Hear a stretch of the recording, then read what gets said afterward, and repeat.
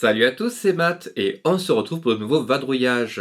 Si vous avez vu mes dernières vidéos, celles de Dinan et de Saint-Malo, vous savez que j'ai fait un petit séjour en Bretagne. Et s'il y a bien un endroit que je voulais pas rater, c'est la forêt de Brocéliande. Alors moi je suis un grand fan des légendes arthuriennes en général, que ce soit l'adaptation du dessin animé Merlin l'Enchanteur, le film de John Boorman Excalibur, ou bien sûr la série télé Camelot. Sortez-vous les doigts du cul! Tous ces petits personnages, ils auraient vraiment existé dans la forêt de Brocéliande. Alors bien sûr, tout ça c'est un mélange de contes, de légendes et de faits historiques plus ou moins avérés, mais ça reste un lieu fascinant où chaque pierre et chaque roche dissimule un secret enfoui à travers les temps. Alors ce qu'il faut savoir d'abord, c'est que la forêt de Brocéliande s'appelle la forêt de Pimpon. Et dans cette première vidéo, je vais vous présenter 3 lieux mythiques de cette forêt historique. Le tombeau des Anglais, le tombeau de Merlin et la fontaine de Jouvence.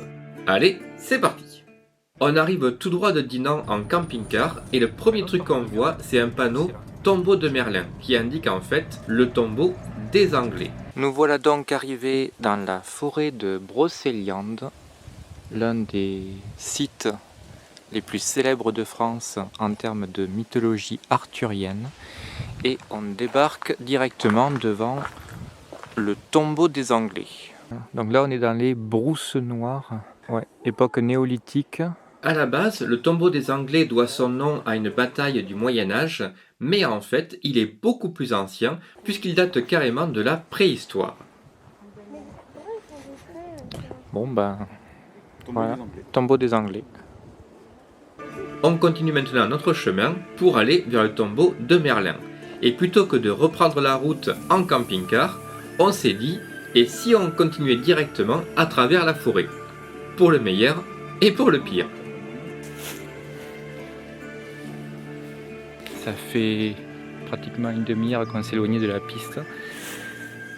On se repère au GPS et à la mousse sur les arbres.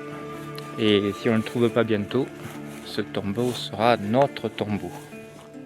Alors, qu'est-ce qui est pire que se retrouver paumé en forêt à la tombée de la nuit?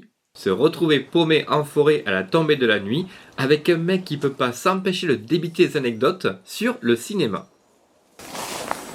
Il est connu pour quoi ce nom? Bah les 7 samouraïs. Yojimbo, Barbe Rouge.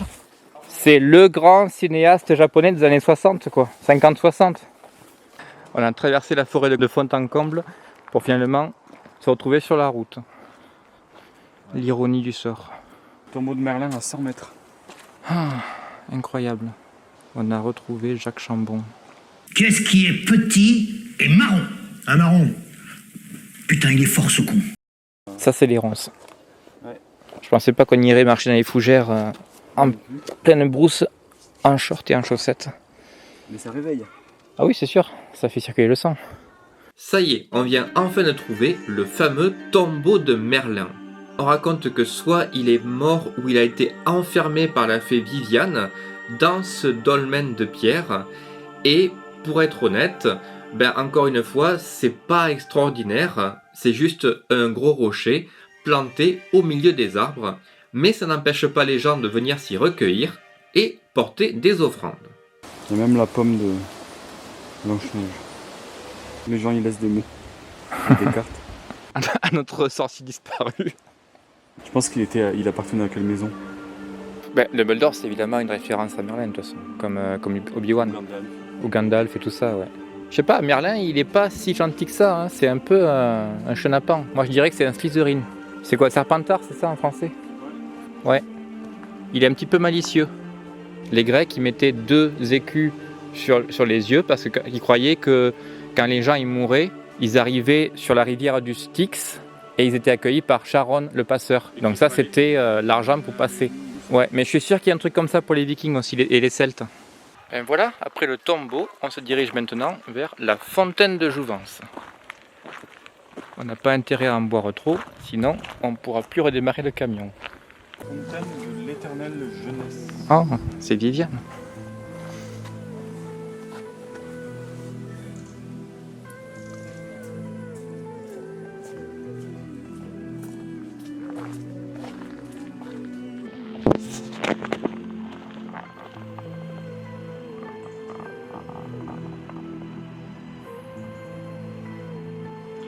On est arrivé à la fontaine, juste au moment où il commence à pleuvoir.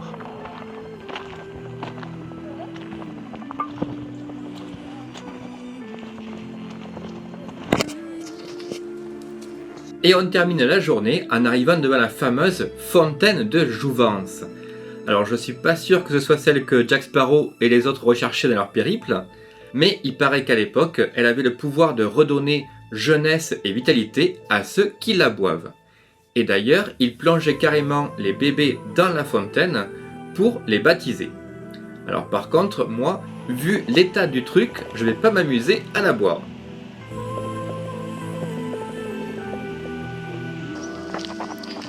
Il change vite le temps quand même. Ouais, c'est fou ici. Comme tu as dit, 4 saisons en une journée. On s'est pris déjà 2 fois la sauce. Et maintenant, il fait un soleil splendide. On a fini la première boucle de la journée. C'était sympa franchement. Voilà, on s'arrête là pour aujourd'hui, mais l'aventure continue très vite avec des nouveaux vadrouillages. Ciao!